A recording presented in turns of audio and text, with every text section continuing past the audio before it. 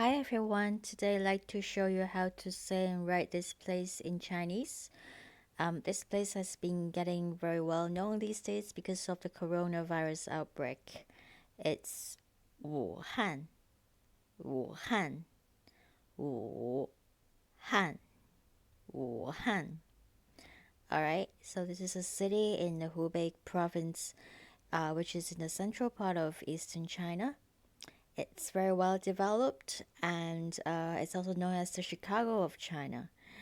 So it's been well known these days because of the virus, but I hope all the best, for the people in Wuhan and also China, and actually all over the world. I hope that everybody will be able to stay healthy and stay away from germs and viruses.